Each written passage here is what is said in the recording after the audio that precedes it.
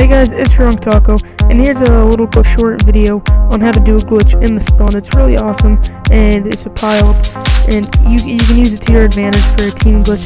So anyways, all you need to do is come over here, make sure that the LSAT thing is gone down, and then you're back over there. And then from here, you're going to want to come up to the steps, dolphin dive, and look where I do so that way you can stay on here.